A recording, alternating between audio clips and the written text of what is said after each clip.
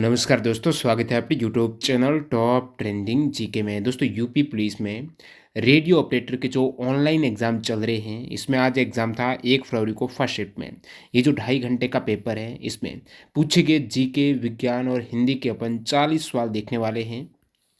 जो रियल और ऑथेंटिक सवाल मिले हैं वही आपके समक्ष में पेश करूंगा। तो यहाँ पर पीडीएफ फाइल भी इन 40 क्वेश्चंस के, इसमें आपके हिंदी के भी लगभग 20 सवाल हैं और जीके विज्ञान के लगभग 20 सवाल हैं। ये आप एक्स्ट्रा फैक्ट सहित पीडीएफ फाइल टेलीग्राम से डाउनलोड कर सकते हो। एक बार वीडियो देख लीजिएगा, उसके बाद पीडीएफ आपको डिस्क्रिप्शन बॉक्स में टेलीग्राम चैनल के लिंक है, वहाँ से जुड़कर जो भी इंपॉर्टेंट पीडीएफ है फ्री पीडीएफ आपको वहाँ पर मिल जाएगी। तो शुरुआत करते हैं। जो जीके के सवाल पूछे गए वो, उसके बाद देखेंगे हिंदी के सवाल आज आपके यूपी पुलिस रेडियो ऑपरेटर के। आपको पता है ये जो एग्ज़ाम चल रहे हैं रेडियो ऑपरेटर के, इसमें टोटल 160 क्वेश्चंस है। इसमें सामान्य हिंदी के 40 सवाल हैं। एक सवाल 2.5 अंक का है, नेगेटिव मार्किंग नहीं है। 2.5 घंटे का वक्त है, 150 मिनट, 160 क्वेश्चंस है। विज्ञान और सामान्य ज्ञान के भी 40 सवाल है। जो रियल सवाल स्टूडेंट ने टेलीग्राम पर भेजे हैं वो आपके समक्ष पेश हूँ। और आप भी अपने से अपने पूछे गए सवाल भेजने के लिए जब भी एग्जाम होता है टेलीग्राम पर सवाल सेंड करने की लिंक आपको मिल जाती है, तो टेलीग्राम से ज़रूर जुड़ जाइएगा। पहला सवाल, छत्तीसगढ़ में कितनी भाषाएं या बोलियां बोली जाती है? तो छत्तीसगढ़ में टोटल 93 भाषाएं या फिर बोलियां बोली जाती है। कितनी? 93। अगला सवाल है, मराठी राजभाषा दिवस या फिर महाराष्ट्र दिवस कब मनाया जाता है? तो मराठी राजभाषा दिवस है, ये 1 मई को मनाया जाता है। मराठी राजभाषा दिवस और महाराष्ट्र दिवस दोनों ही 1 मई को मनाते हैं। अब 1 मई को आपको बता दूं, मजदूर दिवस भी 1 मई को मनाया जाता है और मराठी राजभाषा दिवस 1 मई को। और आपको पूछ रहे हैं मराठी भाषा गौरव दिवस कब मनाते हैं? वो 27 फरवरी को मनाते हैं। अब 1 मई को क्यों? क्योंकि 1 मई 1960 को बॉम्बे पुनर्गठन एक्ट 1960 के तहत बॉम्बे राज्य को 2 प्रदेशों में बांटकर, तो बॉम्बे राज्य था पहले, इसको 2 प्रदेश महाराष्ट्र और गुजरात में बांटा गया 1 मई 1960 को। और इसीलिए 1 मई की स्मृति में यहाँ पर महाराष्ट्र दिवस मनाते हैं और मराठी राजभाषा दिवस भी 1 मई को मनाया जाता है। मजदूर दिवस भी कब मनाते हैं? 1 मई को। अगला सवाल है, जड़त्व संबंधित न्यूटन का नियम कौन सा है? तो जड़त्व संबंधित न्यूटन का नियम है प्रथम नियम। न्यूटन की गति के जो 3 नियम है, पहला नियम है जड़त्व का नियम। यदि कोई वस्तु गतिशील है तो वो गतिशील बनी रहनी चाहती है, और वस्तु कोई स्थिर रखी हुई है एक जगह पर, वो वहीं पर रहना चाहती है जब तक उस पर कोई एक्सटर्नल बल न लग जाए। तो गतिशील वस्तु पर घर्षण वगैरह बल लगता है जो विपरीत दिशा में, तो वो रुक जाती है। लेकिन जब तक उस पर कोई बाह्य बल न लगे तो अपनी स्थिति में बना रहना चाहती है। वो कहता है जड़त्व का नियम प्रथम नियम है। द्वितीय नियम है न्यूटन का, वो है संवेग का नियम। यानी किसी वस्तु के संवेग में परिवर्तन की जो दर है ना, वो आपके उस पर लगाए गए बल के अनुक्रमानुपाती होती है। तीसरा नियम है क्रिया प्रतिक्रिया का नियम। जिस साइड आप क्रिया बल लगा रहे हो उसी साइड उसी परिमाण में आपका प्रतिक्रिया बल भी आपको लगेगा। आगे बढ़े उससे पहले आपके सामने बेहतरीन डील। आप किसी भी कॉम्पिटिटिव एग्जाम्स की तैयारी करते हो, जब तक आप मॉक टेस्ट नहीं देंगे, प्रैक्टिस नहीं करेंगे सवालों की, टाइम मैनेजमेंट पर अपनी पकड़ नहीं बना पाएंगे, एग्ज़ाम में सवाल मिस हो जाते हैं, आपके आते हुए सवाल गलत हो जाते हैं, एग्ज़ाम में सवाल करते वक्त माइंड कहीं और चला जाता है, टेंशन में चले जाते हो, कारण कि आपने प्रैक्टिस नहीं की है। तो स्मार्ट वे के यहाँ अभी जो कॉम्पिटिटिव एग्जाम्स को कैंडिडेट तैयारी करते हैं, जो कैंडिडेट का आप देखेंगे सभी टॉपर का इंटरव्यू किसी भी एग्जाम की तैयारी करो, उन्होंने कहा कि हमने भरपूर मॉक टेस्ट दिए हैं, उनका बेहतर ढंग से एनालिसिस किया है, कहाँ पर हमसे गलतियाँ होती थी उनको सुधारा है और हमको इस प्रकार से प्रैक्टिस करते हुए रैंक हासिल की है उन्होंने। तो पास प्रो टेक्स्ट बुक से अभी जुड़ सकते हो। पास प्रो में प्रीवियस ईयर के टेस्ट मिल जाते हैं, जो एग्जाम आपका हो रहा उससे पहले जितने भी एग्जाम हुए उसका वो प्रीवियस ईयर के टेस्ट आपको मॉक टेस्ट के रूप में मिल जाएंगे, प्रीवियस ईयर के पेपर। और लाखों कैंडिडेट ऑलरेडी इस पर प्रैक्टिस कर रहे हैं। 17,000 प्लस प्रीवियस ईयर के पेपर है, 17,000 प्लस उस पर आधारित मॉक टेस्ट आपको मिल जाएंगे। 700 एग्जाम्स के मॉक टेस्ट एक ही पास में। अभी यदि आप टीटीजे के कूपन कोड यूज करके text book pass pro join करते हो तो 449 रुपये में ये ईयरली पास मिल जाएगा, जिसमें जो भी एग्जाम है SSC, railway, banking, defence, UPSC level के और कांस्टेबल लेवल के सारे एग्जाम्स यहाँ पर एक ही पास में मिल जाएंगे। लिंक डिस्क्रिप्शन बॉक्स में है। बेहतरीन डील के लिए आप चेकआउट कर सकते हो टीटीजी के कूपन कोड के साथ में। अगला सवाल जो पूछा गया है कि राष्ट्रीय बालिका दिवस भारत कब मनाया जाता है? भारत में राष्ट्रीय बालिका दिवस मनाते हैं 24 जनवरी को। 24 जनवरी को इसकी शुरुआत महिला एवं बाल विकास भारत सरकार ने 2008 में की थी। अब 24 जनवरी को ही क्यों राष्ट्रीय बालिका दिवस मनाते हैं? क्योंकि जो इंदिरा गांधी ने भारत पहली बार प्रधानमंत्री के रूप में जो कार्यभार संभाला था ना, कार्यभार वो 24 जनवरी को संभाला था। इसीलिए इसी दिन की याद में राष्ट्रीय बालिका दिवस मनाते हैं भारत में 24 जनवरी को। आपको बता दूं, संयुक्त राष्ट्र ने महिला दिवस को किस डेट को मनाने की घोषणा की थी? तो 8 मार्च को मनाया जाता है दोस्तों, विमेन डे। अंतर्राष्ट्रीय जो महिला दिवस है ना वो 8 मार्च को मनाते हैं, 1975 से मना रहे हैं अंतर्राष्ट्रीय महिला दिवस 8 मार्च को। और भारत में प्रतिवर्ष महिला दिवस मनाया जाता है, राष्ट्रीय महिला दिवस वो 13 फरवरी को मनाते हैं। अब यहाँ पर 3 दिवस का आपके सामने है। 24 जनवरी को बालिका दिवस, अंतर्राष्ट्रीय महिला दिवस 8 मार्च को, और भारत में जो राष्ट्रीय महिला दिवस है 13 फरवरी को। 13 फरवरी को क्यों? क्योंकि यहाँ पर पहली महिला जो राज्यपाल थी सरोजिनी नायडू, उनका जन्म दिवस है 13 फरवरी को, तो राष्ट्रीय महिला दिवस 13 फेब को। नेक्स्ट अपना सवाल है विश्व खाद्य दिवस कब मनाते हैं? अब दिवस से 3 से 4 सवाल पूछे तो आप एग्जैक्टली कमेंट सेक्शन में बताना, क्या एक ही सवाल में मिलान करने से 3-4 थे या फिर अलग अलग थे, वो आप बताइएगा जिनका एग्जाम था आज। विश्व खाद्य दिवस का भी था सवाल, तो विश्व खाद्य दिवस कब मनाया जाता है? विश्व खाद्य दिवस 16 अक्टूबर को मनाया जाता है, क्योंकि इसी दिन 16 अक्टूबर 1945 को संयुक्त राष्ट्र खाद्य और कृषि संगठन है FAO की स्थापना हुई थी, और संयुक्त राष्ट्र प्रत्येक वर्ष 5 दिसंबर को विश्व मृदा दिवस भी मनाते हैं। तो एक कैंडिडेट ने मृदा दिवस का भी कमेंट किया कि ये भी था, तो हो सकता है मिलान करने से ही सवाल थी। विश्व मृदा दिवस है 5 दिसंबर को, विश्व खाद्य दिवस है 16 अक्टूबर को। नेक्स्ट सवाल आपका हिस्ट्री का है, तीसरा गोलमेज सम्मेलन कब हुआ था? थर्ड राउंड टेबल कॉन्फ्रेंस हुई थी दोस्तों 1932 को लंदन में। तृतीय गोलमेज सम्मेलन, तीनों ही लंदन में जो गोलमेज सम्मेलन हुए, जिसमें तीसरा हुआ है 17 नवंबर 1932 से 24 दिसंबर 1932 तक चला था। कांग्रेस ने सम्मेलन का बहिष्कार किया, इस सम्मेलन में कांग्रेस ने भाग नहीं लिया। कांग्रेस ने एक सम्मेलन जो द्वितीय गोलमेज सम्मेलन था उसी में भाग लिया था, बाकी पहले और तीसरे में नहीं लिया था। प्रथम गोलमेज सम्मेलन की शुरुआत हुई है वो दोस्तों 1930 से हुई है। तो 22 नवंबर 1930 से 13 जनवरी 1931 तक लंदन में आयोजित हुआ था प्रथम राउंड टेबल कॉन्फ्रेंस, जिसमें कांग्रेस ने भाग नहीं लिया। तीनों सम्मेलनों के दौरान इंग्लैंड के प्रधानमंत्री थे रैमजे मैकडोनाल्ड। दूसरा सम्मेलन, पहला 1930 में, दूसरा 1931 में, सितंबर से दिसंबर 1931 लंदन में। इसमें गांधी जी यहाँ पर भाग लिया था, और गांधी जी ने इसी के बाद सविनय अवज्ञा आंदोलन शुरू किया था। तीनों गोलमेज सम्मेलन में भाग लेने वाले भारतीय थे डॉक्टर भीमराव अम्बेडकर और तेज बहादुर सप्रू। इन्होंने तीनों ही राउंड टेबल कॉन्फ्रेंस में भाग लिया था, और वे दलितों के प्रतिनिधि के रूप में गोलमेज सम्मेलन में भाग लेने गए थे। गांधी जी दूसरे सम्मेलन में कांग्रेस के प्रतिनिधि के रूप में सरोजनी नायडू के साथ भाग लिया था। नेक्स्ट वाले, अंतर्राष्ट्रीय स्तर पर विकलांग दिवस कब मनाया जाता है? अंतर्राष्ट्रीय दिव्यांगजन दिवस का पूछा तो 3 दिसंबर हो जाएगा। कब? दिवस से काफ़ी सवाल है, तो 3 दिसंबर को अंतर्राष्ट्रीय दिव्यांगजन दिवस मनाते हैं। बांध में संग्रहित जल में कौन सी ऊर्जा होती है? जो बांध में संग्रहित जल है, बांध में पानी पड़ा हुआ है, स्टोर किया हुआ है, उसमें आपको पोटेंशियल एनर्जी देखने को मिलेगी, क्योंकि स्थिर है तो स्थितिज ऊर्जा है, गतिशील रहेगा तो गतिज ऊर्जा। अब साइंस के न्यूमेरिकल से काफ़ी सवाल पूछे गए, जिसमें 2 सवाल थे न्यूमेरिकल के। एक तो आपका विभवांतर का V बराबर IR, यानी जो विभव है, पोटेंशियल डिफरेंस है वोल्ट में जो शो करते हो, वो करंट और रेजिस्टेंस के बराबर होता है, समानुपाती होता है इनके गुणनफल के बराबर। और दूसरी है शक्ति बराबर P बराबर VI। तो P बराबर VI शक्ति का ये हो जाएगा, और V बराबर IR, इन दोनों से न्यूमेरिकल आए हैं। ललितपुर स्थित दशावतार मंदिर किस काल में बना था? ललितपुर में है दोस्तों दशावतार मंदिर, ये बना था गुप्त काल में। किस काल में बना था? गुप्त काल में बना हुआ मंदिर है दशावतार मंदिर। उत्तरी भारत का सबसे पुराना जाना माना मंदिर है, ये भगवान विष्णु जी को समर्पित टेम्पल है। ये उत्तर प्रदेश के दशावतार मंदिर है, ललितपुर जिले में देवगढ़ में स्थित है। 6ठी शताब्दी का प्रारंभिक विष्णु हिंदू मंदिर है। I4C की फुल फॉर्म आपको पूछे तो I4C, Indian cyber crime coordination centre.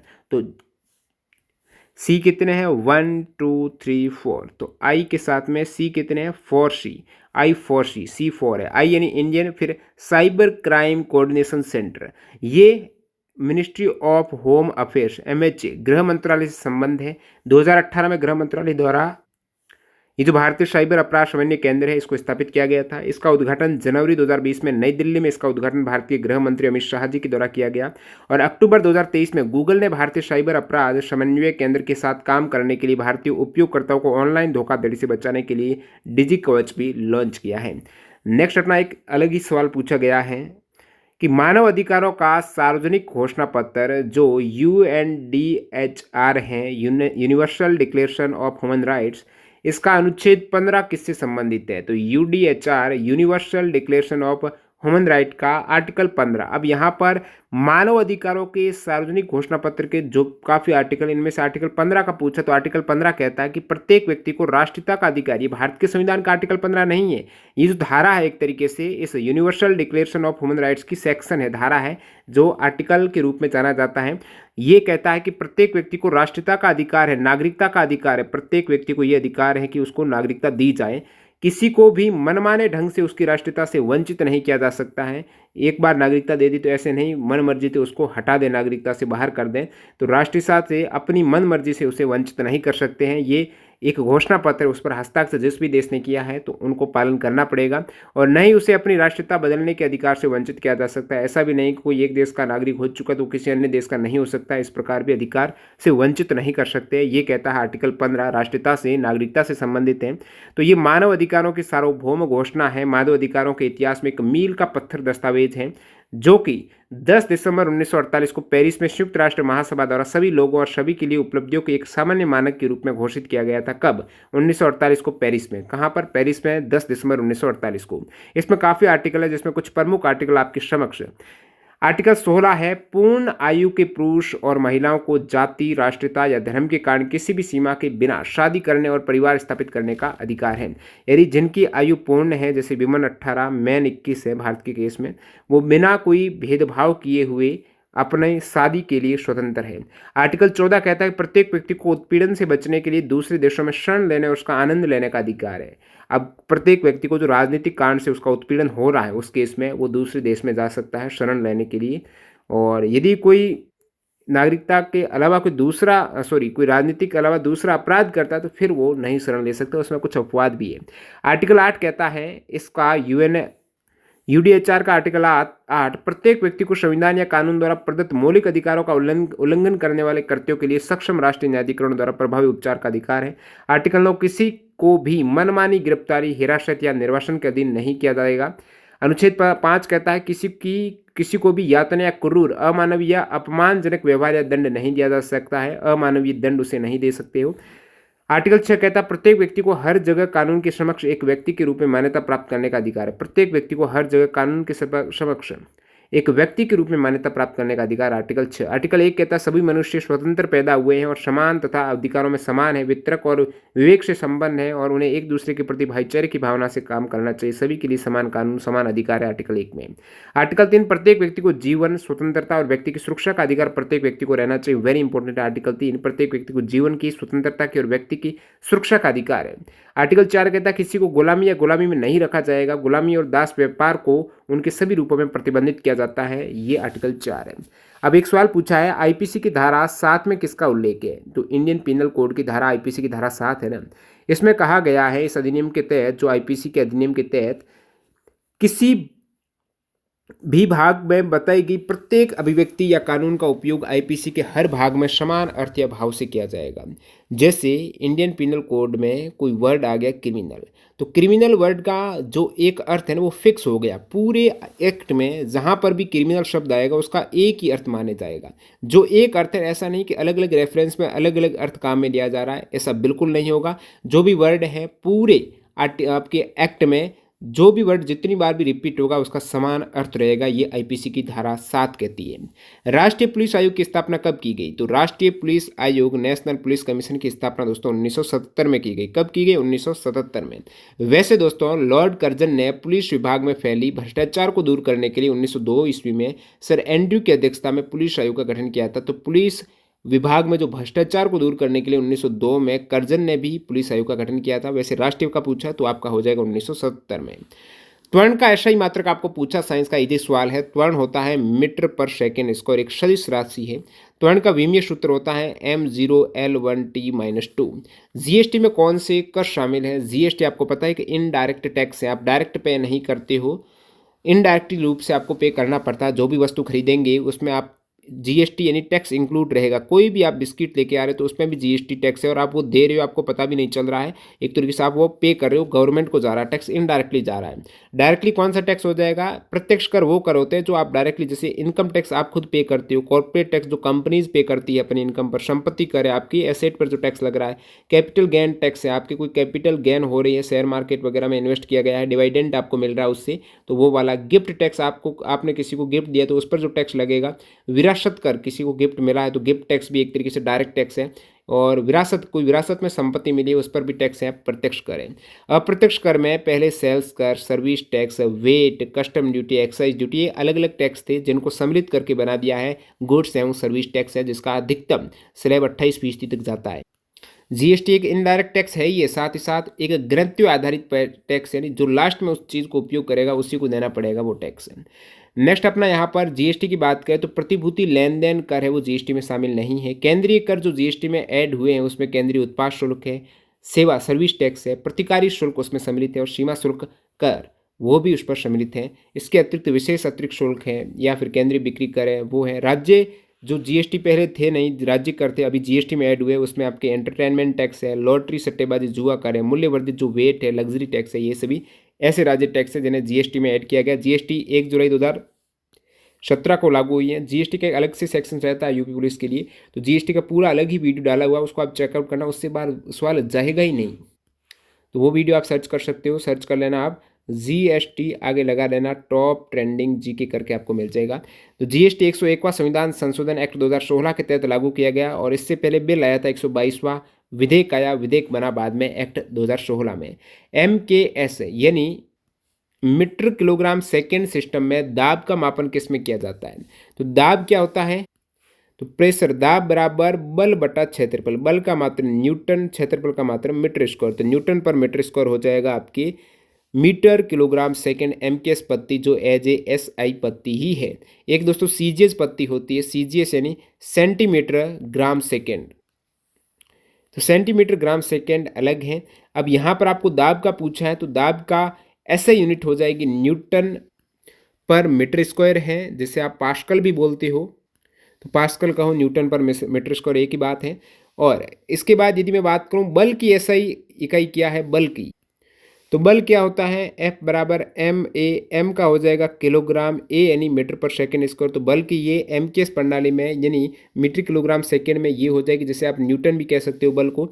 और बाकी यहाँ पर दाब की CGS इकाई क्या है, दाब की जो आपको पूछा ना MKS, तो CGS इकाई दाब की क्या है? तो वो है दोस्तों, ये गलत यहाँ पर हुआ है, ये बल की है, ठीक है। बल की CGS इकाई डाइन है, जो कि CGS में आप ग्राम सेंटीमीटर पर सेकेंड स्क्वायर के रूप में व्यक्त करते हो, ये बल की हो जाएगी।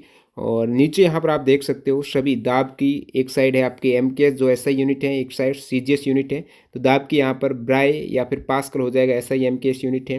विद्युत धारा की है एम्पियर है MKS है, और BI बायोट है CGS है। उष्मीय ऊर्जा की कैलोरी है वो CGS है, जूल है वो MKS या SI है, बल्कि डाइन और न्यूटन हो जाएगी। कार्य की बात करें, ऊर्जा की बात करें, अर्घ है वो CGS इकाई है और MKS है वो जूल है ऊर्जा की। और एक अर्घ में कितने जूल होते हैं? तो एक अर्घ में 10⁻⁷ जूल होते हैं। विद्युत आवेश की फ्रैंकलिन है CGS और कुलाम्ब है वो SI या फिर MKS है। त्वरण की है वो गैलीलियो है वो CGS है त्वरण की, और मीटर पर सेकंड स्क्वायर है वो SI यूनिट है। इसी टाइप से ये प्रमुख यूनिट आप देख पा रहे हो। नेक्स्ट अपना सवाल है, दो पिंडों के दरमियान की मध्य लगने वाला गुरुत्वाकर्षण बल कितना होता है? दो पिंड के दरमियान के मध्य गुरुत्वाकर्षण बल जो F है ना, वो इक्वल होता है GMM/r²। तो दो अलग अलग द्रव्यमान हैं, तो F होता है द्रव्यमान, दो पिंडों के द्रव्यमान के गुणनफल के समानुपाती, यानी ये MM2 इनके गुणनफल के समानुपाती F है। और बीच की दूरी के वर्ग के व्युत्क्रमानुपाती, ये दूरी है इसके वर्ग के व्युत्क्रमानुपाती है, तो व्युत्क्रम हो रहा है ना 1/, ये व्युत्क्रम में जा रहा है। तो G क्या है? यहाँ पर गुरुत्वाकर्षण नियतांक है, जिसकी वैल्यू होती है G बराबर 6.67 गुणा 10⁻−11 न्यूटन मीटर स्क्वायर पर किलोग्राम स्क्वायर। ये G की वैल्यू वेरी इंपॉर्टेंट है। R दो पिंडों के बीच की दूरी है ना, वो R है। पृथ्वी के केस की बात करें तो ये पृथ्वी की त्रिज्या हो जाएगी यदि एक पिंड पृथ्वी है। कोई पुलिसकर्मी यदि रिश्वत लेते या ऐसे दूसरे अपराध में पकड़ा जाता तो उसको कितने माह की सैलरी रोक दी जाती? तो एग्जैक्टली ये स्पष्ट सवाल नहीं मिला है, क्योंकि सैलरी रोकने संबंधित ऐसा कुछ प्रावधान नहीं मिल रहा। लेकिन भ्रष्टाचार निवारण अधिनियम जो कहता है 1988, यदि कोई कर्मचारी लोक सेवक है वो रिश्वत लेता है उस केस में इनका एक अलग से एक्ट है जो प्रिवेंशन ऑफ करप्शन एक्ट 1988 में आया था। इसकी धारा 7 कहती है कि लोक सेवक द्वारा रिश्वत लेने पर अपराध को परिभाषित किया गया, और धारा 7 के तहत अगर कोई लोक सेवक किसी भी तरह की कोई रिश्वत लेता है तो वह एक दंडनीय अपराध है, जिसके लिए दोषी की सजा 3 साल हो सकती है, अधिकतम 7 साल अभी कर दी गई है। नेक्स्ट अपना आप सवाल है, जानबूझकर ओवरटेक करना किस नियम के अंतर्गत गैर कानूनी है? ये भी एग्जैक्टली सवाल नहीं मिला है। एक दोस्तों IT एक्ट का सवाल है, IT act information technology act जो 2000 में है आया था, 17 अक्टूबर 2000 को लागू हुआ।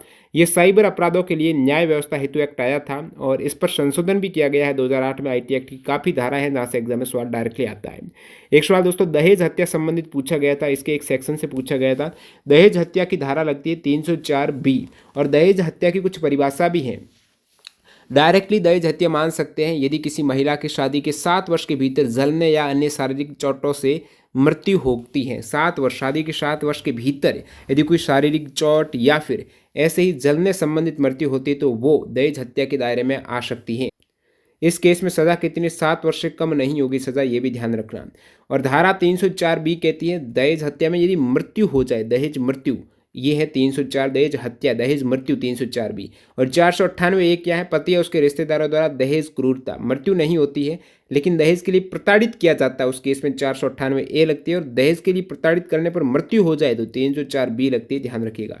नेक्स्ट अपना सवाल है आईपीसी से, यहाँ पर स्टूडेंट बता रहे कि 9 क्वेश्चंस पूछे गए थे जिसमें दहेज, आईटी एक्ट, मर्डर संबंधित धाराओं का उल्लेख। तो यहाँ पर आईटी एक्ट की प्रमुख धाराएं देखना है, मर्डर की धाराएं देखना है, दहेज की धारा देखना है, रेप वगैरह की क्या धाराएं लगती हैं, वो सभी आपके दिमाग में होना चाहिए। आईपीसी में धारा 302 में मर्डर की सजा है, मर्डर आईपीसी की धारा 302 है।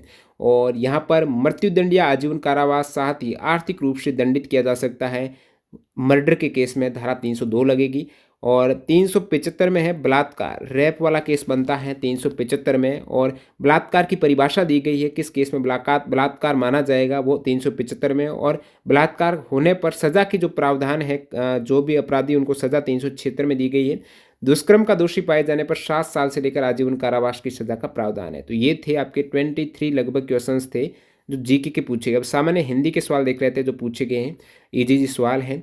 अनुमान में कौन सा उपसर्ग है, अनु उपसर्ग है, मान इसका मूल शब्द है। आदि का विलोम शब्द आपको पूछा तो आदि का अंत हो जाएगा या फिर अनादि कह सकते हो। अब देखिए 2 सवाल आपके हिंदी में साहित्य अकेडमी अवार्ड से, मैंने कहा यूपी पुलिस में सवाल आएंगे, यहाँ पर लगातार पूछे जा रहे हैं तो रट लेना। 2021 में हिंदी में साहित्य अकादमी अवार्ड किसे दिया गया था, तो 2021 में हिंदी में साहित्य अकेडमी अवार्ड दिया गया है वो दया प्रकाश सिन्हा को दिया गया। उनकी नाटक रचना है सम्राट अशोक। सम्राट अशोक जो इसका प्ले है, नाटक है, वो दया प्रकाश सिन्हा को 2021 में साहित्य अकेडमी अवार्ड दिया गया। नेक्स्ट यहाँ पर दोबारा पूछा कि नंद किशोर आचार्य को किस रचना हेतु साहित्य अकेडमी अवार्ड 2019 दिया गया। छीलते हुए अपने, ये जो इनकी रचना है, पोइट्री है नंद किशोर आचार्य की, इस हेतु इन्हें साहित्य अकेडमी अवार्ड 2019 दिया गया। 2020 में साहित्य अकेडमी अवार्ड हिंदी में दोस्तों अनामिका को दिया गया, टोकरी में दिगंत देर गाथा, इस हेतु अनामिका को दिया गया 2020 में साहित्य अकेडमी अवार्ड। 2022 में बद्री नारायण को दिया गया है, वो है तुमड़ी के शब्द, तुमड़ी के शब्द हेतु बद्री नारायण को 2022 में साहित्य अकेडमी अवार्ड। 2023 में हिंदी भाषा में साहित्य अकेडमी पुरस्कार संजीव को उपन्यास मुझे पहचानों के लिए दिया गया है। नेक्स्ट है रामविलास शर्मा जी की आत्मकथा कौन सी है। रामविलास शर्मा जी की आत्मकथा है अपनी धरती अपने लोग। ये अपनी धरती अपने लोग रामविलास शर्मा की आत्मकथा 3 खंडों में विभाजित है। 3 खंड कौन से, मुंडेर पर सूरज, देर सवेर में, आपस की बात है। ये 3 अलग अलग भागों में इन्होंने अपनी आत्मकथा लिखी थी, अपनी धरती अपने लोग करके पूरा इसका आत्मकथा का टाइटल था। हरिवंश राय बच्चन जी की आत्मकथा का क्या नाम है, तो उनकी भी 4 खंड में अलग अलग आत्मकथाएं थी। एक थी भूलू क्या, क्या भूलू क्या याद करूं, नीड़ का निर्माण, फिर बसेरे से दूर, 10 द्वार से सोपान तक, ये 4 खंडों में इनकी आत्मकथा है हरिवंश राय बच्चन। वृंदावन लाल वर्मा की आत्मकथा है अपनी कहानी नाम से, वृंदावन लाल वर्मा की आत्मकथा है, ठीक है। नेक्स्ट सवाल है प्रक का तत्सम शब्द, प्रक का है परीक्षा, प्रक का तत्सम हो जाएगा परीक्षा। विसर्जन का विलोम शब्द क्या है, विसर्जन इंपोर्टेंट सवाल, आह्वान, विसर्जन करना और आह्वान करना दोनों विलोम है। विसर्जन किसी पदार्थ में किसी चीज को डुबोना, उसे पूरी तरह ढकने की क्रिया है, कहीं पर किसी को ढक देना, डुबो देना, वो है विसर्जन। इसका विलोम है आवाहन, आवाहन। पत्थर का विशेषण क्या होगा, पत्थर का विशेषण होगा पथरीला, ठीक है। राज तरंगिणी के रचनाकार कौन है, कल्हण है। राज तरंगिणी के रचनाकार कल्हण ने 12वीं शताब्दी में लिखा था राज तरंगिणी। कंकण किंकण नुपुर धुनि सुनी, कहत लखन सन राम हरदेव गुनी, इसमें आपको छंद पूछा है, वैसे इसका छंद का बताया स्टूडेंट ने, और इसका अलंकार से भी सवाल पूछा जाता है और स्टूडेंट का इसका छंद था। तो छंद की बात करें तो ये चौपाई है, किसकी है चौपाई, ये गोस्वामी तुलसीदास जी की, तो चौपाई है। इसमें छंद कौन सा, तो छंद आप कहेंगे इसमें चौपाई छंद का बहुत अच्छा निर्वाह किया गया है गोस्वामी तुलसीदास जी के द्वारा। रामचरितमानस की ये चौपाई है। कंकण किंकिण नुपुन नुपुर धुनि सुनी, कहत लखन सन राम हृदय गुनी, ये रामचरितमानस से उठाई गई एक चौपाई है जो कि तुलसीदास जी के द्वारा लिखित है। इसमें आप अलंकार देखेंगे क 2 बार आया है, फिर कहत ये 3 बार, इसके बाद धुनि सुनी और न शब्द भी काफी बार आया, तो यहाँ पर अनुप्रास अलंकार लग रहा है। अगला सवाल देखते हैं यहाँ पर कैलाश वाजपेयी की रचना कौन सी है? कैलाश वाजपेयी की एक रचना है जिस पर उनको 2009 में साहित्य अकेडमी अवार्ड दिया गया है, वो रचना है हवा में हस्ताक्षर। हवा में हस्ताक्षर कैलाश वाजपेयी जी की रचना है, 2009 में इस रचना हेतु साहित्य अकेडमी अवार्ड मिला है। हवा में हस्ताक्षर कैलाश जी कर सकते हैं। प्रमुख कृतियां है संक्रांत, कैलाश वाजपेयी की। और कौन सी रचनाएं हैं? कृतियां है संक्रांत है, देहात से हटकर है, तीसरा अंधेरा, सूफीनामा। तो सूफीनामा किसकी रचना है? तो सूफीनामा है दोस्तों कैलाश वाजपेयी जी की। तो एग्जैक्टली ये सूफीनामा से ही सवाल था, बाद में पता चला कि सूफीनामा के रचनाकार कौन है। तो सूफीनामा के रचनाकार है दोस्तों कैलाश वाजपेयी। हवा में हस्ताक्षर कैलाश वाजपेयी, संक्रांति, देहात से हटकर, तीसरा अंधेरा, सूफीनामा, भविष्य घट रहा है, ये सभी शब्द संसार वगैरह रचनाएं कैलाश वाजपेयी की हैं। अब सूफीनामा की बात करें, वैसे जो सूफी शब्द है ना, सूफी, प्रथम सूफी प्रेमाख्यानक काव्य है वो चंदायन है। प्रथम सूफी काव्य है वो चंदायन, जिसके रचयिता मुला दाऊद हैं। हिंदी के प्रथम सूफी कवि है मुला दाऊद, ठीक है। आचार्य शुक्ल ने हिंदी का प्रथम सूफी कवि कुतुबन को माना है, और सूफी काव्य धारा के कवि में शेख नबी, जायसी और मुला दाऊद का नाम आता है। नेक्स्ट वाला है, प्रथम प्राकृत किस भाषा को कहते हैं? प्रथम प्राकृत भाषा कहते हैं पाली को। कौन सी भाषा को? पाली को प्रथम प्राकृत भाषा कहा जाता है। इसे बहुत प्राकृत भी कहते हैं। अब मुहावरा है अंक में समेटना। मुहावरे का अर्थ क्या है? अंक में समेट लेना, गोद में लेना। अंक में समेटना यानी गोद में लेना, आलिंगन बद्ध करना, आलिंगन गोद लेना, आलिंगन कर बद्ध करना, अंक में समेटना मुहावरे का अर्थ है। नेक्स्ट सवाल पूछा है कि सौर श्रेणी अपभ्रंश से विकसित उपभाषा कौन सी है? तो सौर श्रेणी अपभ्रंश, जो सौर श्रेणी अपभ्रंश है, इससे विकसित उपभाषा है वो है राजस्थानी, पहाड़ी, ब्रज भाषा। तो राजस्थानी में भी अलग अलग भाषाएं बोलियां हैं, मारवाड़ी है, मालवी, मेवाती, जयपुरी, ये सभी शोर सैनी अपभ्रंश से आई उपभाषाएं हैं। पहाड़ी में आप देखेंगे कुमाऊनी, कुमाऊनी है, गढ़वाली भाषाएं भी शोर सैनी अपभ्रंश की हैं। पश्चिमी हिंदी में ब्रज भाषा, कन्नौजी, खड़ी बोली, हरियाणवी, दखनी, ये सभी शोर सैनी अपभ्रंश की भाषाएं। तो शोर सैनी अपभ्रंश में पश्चिमी हिंदी आ जाती है, राजस्थानी, ब्रज भाषा, खड़ी बोली आ जाती है, विशेषकर इनकी बोलियां आ जाती हैं। इसके अलावा आप देखेंगे पैशाची अपभ्रंश से संबंधित भाषाएं, उपभाषाएं कौन सी हैं? तो पैशाची अपभ्रंश की है लहंदा और पंजाबी। पंजाबी भाषा है दोस्तों पैशाची अपभ्रंश की। नेक्स्ट है बारचड़ अपभ्रंश की भाषा है वो सिंधी है। खस अपभ्रंश की भाषा है पहाड़ी, कुमायूनी, गढ़वाली। महाराष्ट्रीय अपभ्रंश से मराठी है। अर्धमागधी अपभ्रंश से पूर्वी हिंदी, अवधी, बघेली, छत्तीसगढ़ी। मागधी अपभ्रंश से कौन सी है? तो मागधी से है बिहारी, बंगाली, उड़िया, असमिया, ये मागधी अपभ्रंश है। भाषाओं का विकास क्रम देखेंगे तो सबसे पहले पहली प्राकृत है, फिर शौर श्रेणी है, फिर पूर्वी हिंदी, फिर वर्तमान हिंदी। नेक्स्ट एक मुहावरा पूछा है चिकना घड़ा होना। मुहावरे का अर्थ क्या है? चिकना घड़ा हो जाना, बिल्कुल कोई भी फर्क नहीं पड़ रहा, कुछ भी उस पर चिकने घड़े पर डालेंगे तो वो नीचे गिर जाएगा। एक तरीके से वो निर्लज हो गया, कुछ भी कहो, बेशरम हो गया है, चिकना घड़ा बन चुका है। नेक्स्ट आपका एक ऋण शब्द का शुद्ध रूप पूछा है, तो ऋण ये हो जाएगा, ऋण ये इसका शुद्ध रूप है। तो इस टाइप से हिंदी और जीके के जो सवाल स्टूडेंट ने भेजे वो आपके समक्ष यहाँ पर रख दिए हैं। एफर्ट के लिए लाइक कर देना। इस टाइप से और सवाल देखने के लिए चैनल को सब्सक्राइब करके बेल आइकन हिट करना ही करना है। अपना एग्जाम का भी कमेंट सेक्शन में बताइएगा। जब भी एग्जाम होता है टेलीग्राम पर सवाल सेंड करने की लिंक मिलती है, तो जरूर वहाँ यहाँ पर आप सवाल भेज सकते हो, इसके आंसर की आपको मिल जाएगी। वीडियो पूरा देखने के लिए आपका बहुत बहुत धन्यवाद। न्यू कैंडिडेट यदि टेस्ट सीरीज से जुड़ना चाहते हो तो टेक्स्ट बुक की टेस्ट सीरीज से आज ही ज्वाइन कर सकते हो। याद रखना TTG के कूपन कोड से आपको 10% का एक्स्ट्रा डिस्काउंट मिल जाएगा। मिलते हैं नई वीडियो में, बाय बाय।